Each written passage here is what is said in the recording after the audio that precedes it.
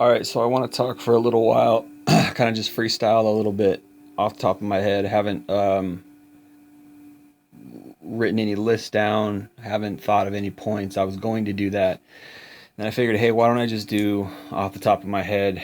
And I want to talk about what it feels like to get dumped after a long term relationship for a guy. Um, I don't know what it is, but for some reason, it seems to me like there's more emphasis on how a woman feels when she gets dumped, as opposed to how a man feels when he gets dumped in our society.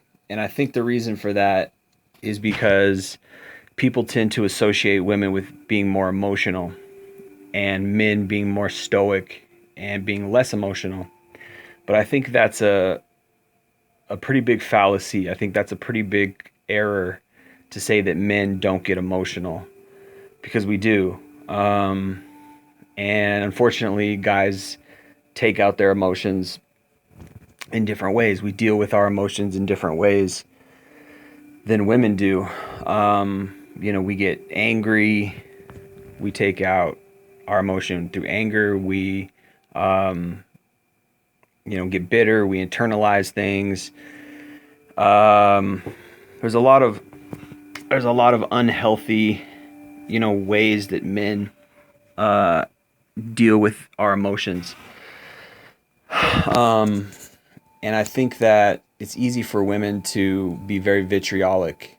Men tend to be less vitriolic. We just tend to be more existential, meaning instead of being angry at that person, we tend to get angry at life, or we tend to get angry, um,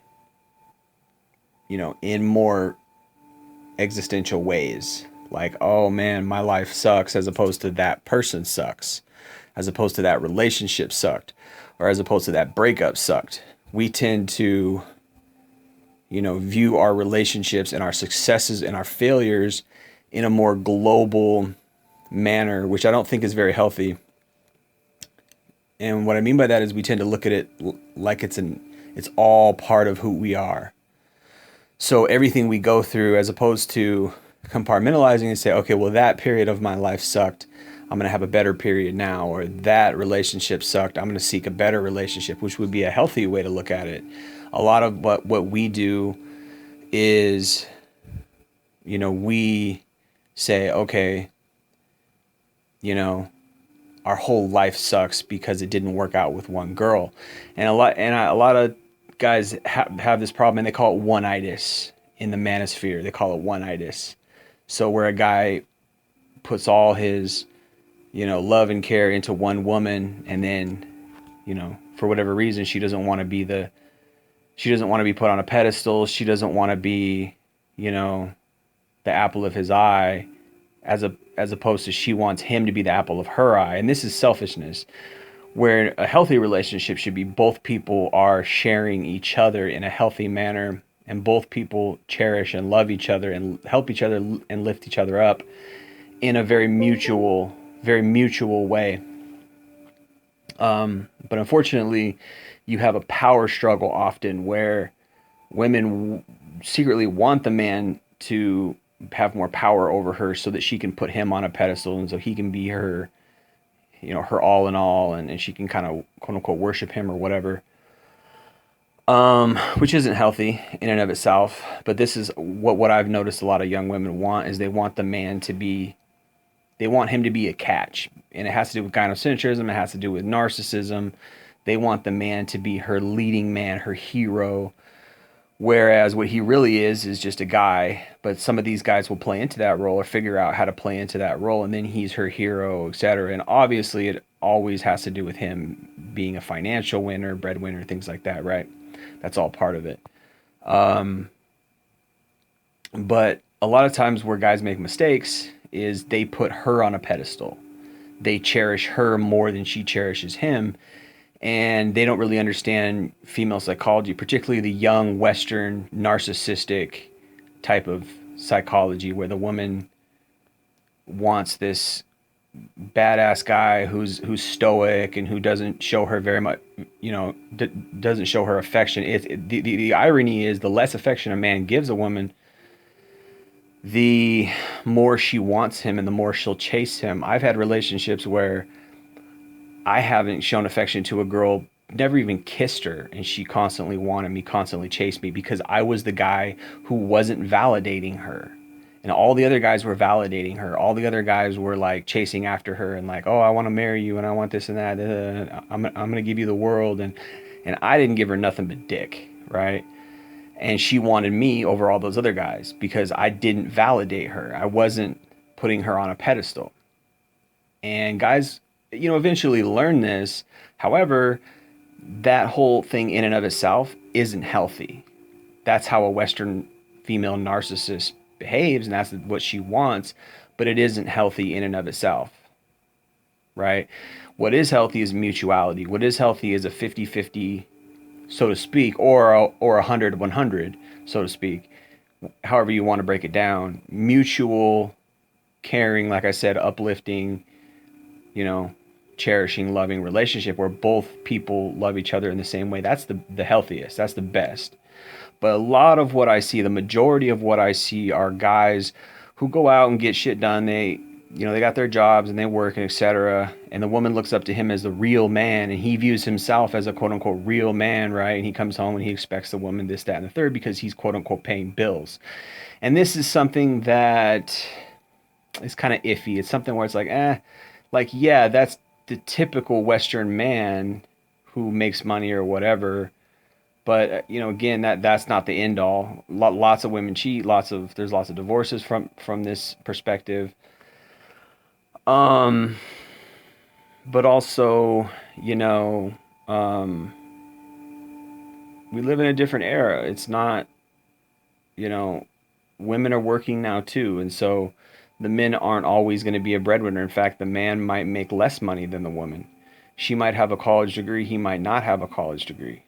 But she's still going to expect him to work. She's still going to expect him to be these certain things. And so when a man gets broken up with, when a man gets dumped, he because it's so ingrained in our DNA, like as a man, we go out and work. As a man, we do these things. So when he gets dumped, he feels like, well, maybe I'm not a man enough, or maybe I'm not good looking enough, or maybe I'm not cool enough, or maybe I'm not this enough. Because it's like, this is how women view men. It's always about how much you impress her. It's not about how much you just are who you are. So yeah, it's more of an exchange. It's more of a commodity. It's more of like, what can I get out of this? Right? Which is kind of sick. And it's just the world that we live in today, right? How can I benefit from this? This is the mentality. Unfortunately, a lot of times this is the mentality that both men and women have, but honestly, it shouldn't be like that, right? It shouldn't, like I said, it should be mutual, et cetera, et cetera.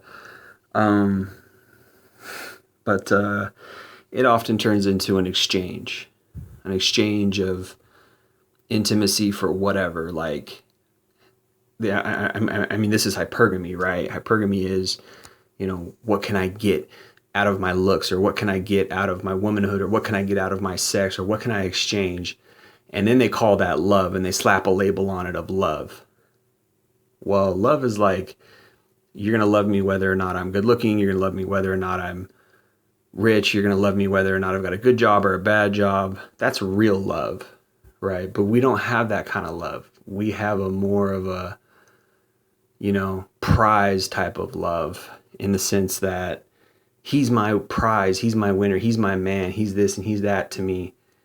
And we just people don't have the right type of heart anymore. I'm not sure if they ever did, but because I don't know what it was like 50 years ago, but it just seemed like people were more wholesome back then. But I don't know what everybody was like. There was probably a lot of bad people out there, but people don't have the right type of heart. And so when you get dumped, you go through all kinds of things, and probably as a man, I'm only speaking from my perspective, you know, what I go through or what I went through was like, I'm not good enough. You know, I don't make enough money, or I'm not good looking enough, or I'm not cool enough, or I don't, maybe I'm too needy, or maybe I'm too clingy. And it's always like, you always go through this stuff where it's like, you feel, you know, as a man, you feel like I'm not enough. And I don't know, maybe women go through that too, but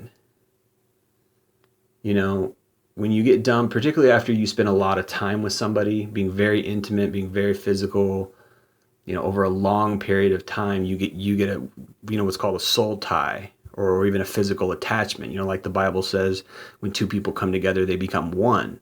I think that's true. I think when you're with somebody, you become connected in your soul with that person.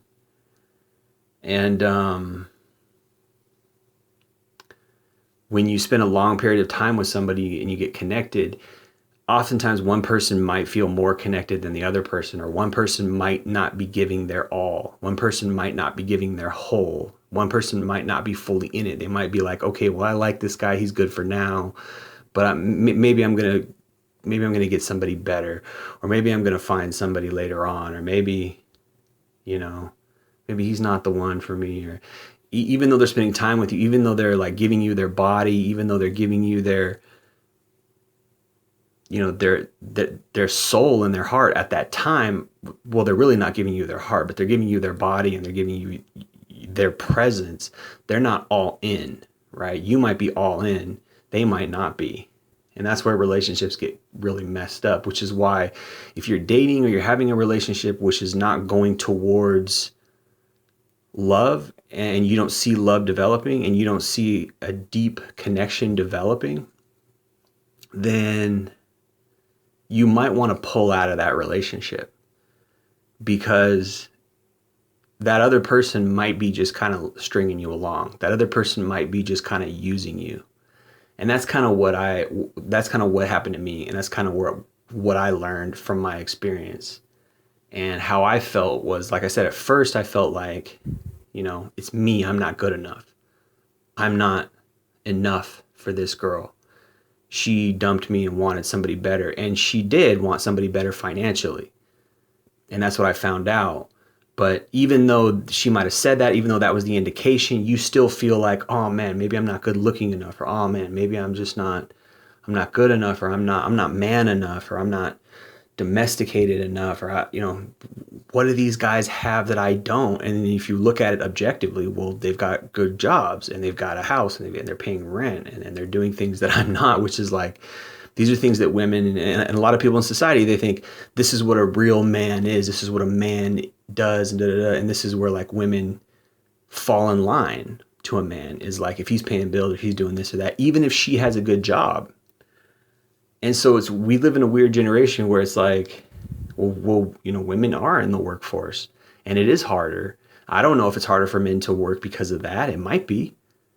It's harder for people to get careers. It's harder for people to get college diplomas because they're, you know, college degrees, because there's a lot of competition out there. College is expensive. It's hard to find a good job and blah, blah, blah, right? Or various other reasons. You get sick, or you just didn't find the right career, or you chose the wrong major in college, whatever it may be.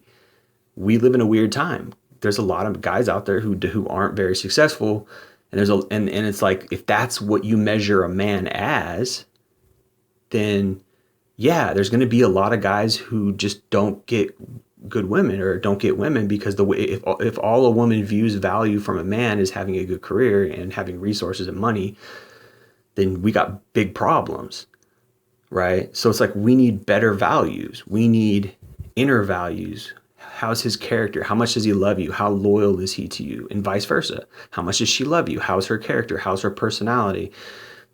She'd be a good mom if she has a good character. She'd be a good mom and a good wife if she has a good personality or good character, good morals, right? These are things that people don't look at anymore. All women look at is he good looking? Does he have money? And what's his social status, right? Looks, money, status. And all guys look for is she good looking, and is her personality kind of cool? Like, is she cool to hang around with? And is she hot? She got nice big tits and I can fuck her, Like, that's all we look for. We don't look for any inner values. We don't look for anything on the inside, and that's a big problem. So